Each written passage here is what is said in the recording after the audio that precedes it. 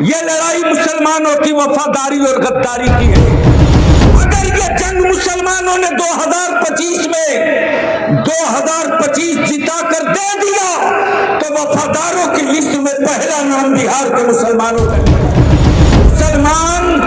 मुसलमान गुनहगार हो सकता है, मुसलमान भारत का कभी गद्दार नहीं हो। मुसलमानों को गद्दारी और वफादारी का प्रमाण पत्र बांटने वाली ये जनाब गुलाम रसूल बलियावी है, जदयू के नेता है। और ये बयान अररिया में 30 नवंबर को जदयू के कार्यकर्ता सम्मेलन में उन्होंने अपने भाषण के दौरान दिया है।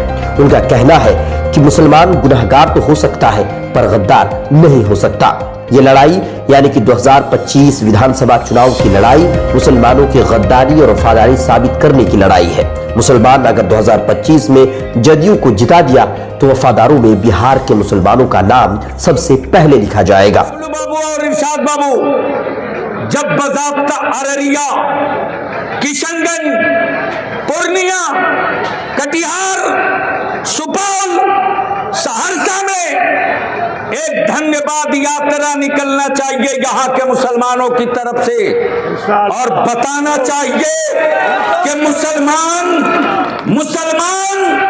गुनहगार हो सकता है, मुसलमान भारत का कभी गद्दार नहीं हो सकता। इसको साबित करना होगा और इसके लिए कमर कसना होगा मंजर बाबू, इसलिए कि यह लड़ाई अब नीतीश कुमार की नहीं है, यह लड़ाई मुसलमानों की वफादारी और गद्दारी की है। अगर यह जंग मुसलमानों ने 2025 में 2025 जिता कर दे दिया तो वफादारों की लिस्ट में।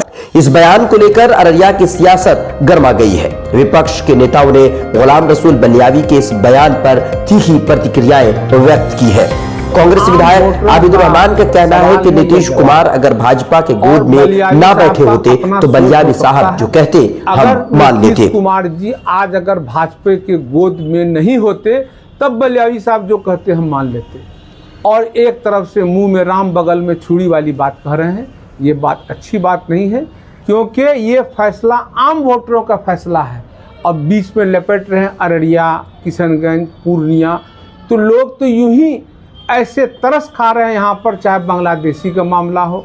जब भी कोई भाजपा आते हैं कहते हैं मैं ऐसे जगह से मैं आया हूँ पाकिस्तान से और वहाँ पर सिर्फ मुसलमान बांग्लादेशी बसे हुए हैं। ये सर्टिफिकेट देने वाले वहाँ के लोग कौन है वो लोग? इसलिए ये फैसला आम चुनाव जब होगा ये लोग खुद ब खुद फैसला कर देंगे कौन आदमी किसका, कौन किसके जेब में, कौन कहां से आया, कौन।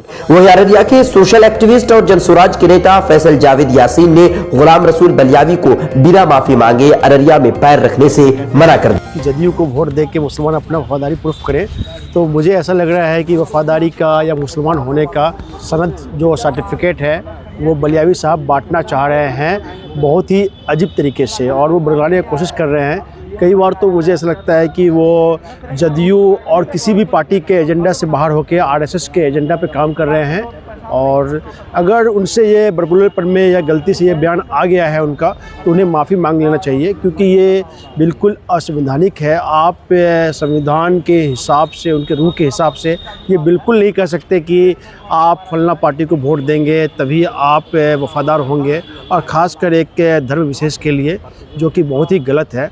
उनसे बस इतना कहना चाहूँगा कि आप माफ़ी मांग लीजिए। और नीतीश कुमार जी इंजीनियर रहे हैं, पढ़े लिखे लोग हैं, जाहिर सी बात है कि संवैधानिक की जानकारी उनको काफ़ी है। उन्हें भी इन चीज़ को देखकर उन्हें बोलना चाहिए कि आप माफ़ी मांग लीजिए। अगर सामाजिक रूप से वो माफ़ी मांग लेते हैं तो काफ़ी अच्छा रहेगा, वरना ये समझा जाएगा कि वो अपना आरएसएस के एजेंडे के हिसाब से ही काम करते हैं। और हमारा बयान है, और अगली बार अगर वो अररिया आते हैं, अगर माफ़ी नहीं मांगते हैं, तो उनको काफ़ी अच्छे तरीके से जलील किया जाएगा। जलील इन सेंस वोट की ताकतों से या फिर हम संवैधानिक प्रोटेस्ट के हिसाब से। तो उनसे मेरा नसीहत ये है कि आप दोबारा आप अररिया इस बयान के बाद ना आए जब तक आप माफ़ी। आपने कहा कि बड़बोलेपन में, हालांकि मैंने उनसे सवाल किया था तो उन्होंने कहा कि ऐसा नहीं है, मेरा संदर्भ अलग है। ये संदर्भ क्या है, कॉन्टेक्स्ट क्या है, तो मुझे तो लगता है कि बलियावी साहब से ज़्यादा पढ़े लिखे लोग हम लोग हैं और आप लोग हैं। आप वो क्या समझाना चाह रहे हैं एक बार आके दोबारा समझा दें, तो फिर मैं देखता हूँ क्या कहना चाहते हैं वो। मना कर दिया। वहीं MIM के नेता राशिद अनवर का कहना है कि बलियावी की बातें किसी भी तरह से बर्दाश्त करने लायक नहीं है। पिछले 10 वर्षों से है। अब सीमांचल जो आपसी भाईचारे का एक वाहिद मिसाल है पूरे हिंदुस्तान में, सीमांचल को ही टारगेट किया गया है। कभी इनके जो अलग पहलू के लोग हैं, जो बीजेपी वाले हैं, उनके भी नेता गिरिराज सिंह वगैरह और सब लोग आके सीमांचल के मुख्तलिफ जगहों पर अररिया पूर्णिया खेल रहे हैं। ये उल्टी सीधी बयानबाजी, कभी बांग्लादेशी घुसपैठिया बोला जाता है, कभी जो है इस देश में रहना होगा, अररिया में रहना होगा तो हिंदू बनना होगा, ऐसा करके बयानबाजी दिया जाता है यहाँ के भाजपा के सांसद के द्वारा। उसी तरीके से बीजेपी समर्थित पार्टी जो है JDU, इनके जो ये गुलाम रसूल बलियावी साहब हैं, इनका ये बयान सुन के बहुत ही आश्चर्य हुआ कि एक मुसलमान होके और ऐसी भाषा का प्रयोग करना, सरकार में रहने के बावजूद जो है आप ऐसी भाषा का प्रयोग करते हैं जो अमर्यादित है, ये किसी भी तरह से बर्दाश्त करने लायक नहीं है। कि मुसलमान अगर JDU को वोट नहीं देगा तो मुसलमान बेवफा है, बेगैरत है। ये आप किस तरह, बेगैरत तो बेवफा तो आप हैं। अगर आपके अंदर जरा सी भी गैरत होती, पूरे हिंदुस्तान में मुसलमानों को, हमारी मस्जिदों को, हमारी शरीयत को तार तार करने का काम भाजपा सरकार कर रही है और आप भाजपा को समर्थन देकर हिंदुस्तान के मुख्तलिफ जगहों पर दंगा भड़काने का काम कर रहे हैं और आप उस सरकार में सम्मिलित हैं। इसीलिए गैरत और शर्म तो आपको होना चाहिए।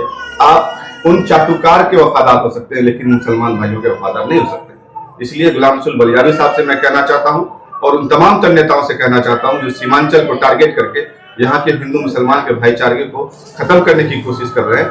अररिया और किशनगंज, पूर्णिया, यहाँ के लोग बहुत ही सुलझे हुए लोग हैं। ये आप लोगों के तरफ बेहुदा और बदतमीज नहीं है कि आपके भाषाओं में आकर आपके बयानबाजी से इनके जहन में कोई उल्टी पुल्टी बातें आएंगी। राजद नेता अविनाश मंगलम ने कहा कि गुलाम रसूल बलियावी जैसे नेताओं का हर जगह विरोध होना चाहिए। एक मुसलमान होकर ही मुसलमानों को गद्दार कैसे कह सकता है। JDU का नेता है, मुसलमान होकर के मुसलमान को ही गद्दार बता रहा है। ऐसे नेताओं को तो किसी भी ज़िले में जो है कि जहाँ जाता है इन लोगों का विरोध होना चाहिए। और JDU भाजपा तो जान ही रहे हैं, देश में दंगा फैलाने का काम कर रहा है और इन लोगों से इस तरह का बयान दिलवाया जा रहा है। मुसलमानों के प्रति इन लोगों का अच्छा कभी व्यवहार अच्छा नहीं रहा इन लोगों का। ऐसे लोगों के ऊपर जो है कि कार्रवाई होनी चाहिए। और राजद जो है हमेशा मुसलमानों के हित में सोचती रहती है और हमेशा उसकी लड़ाई लड़ती रहती है।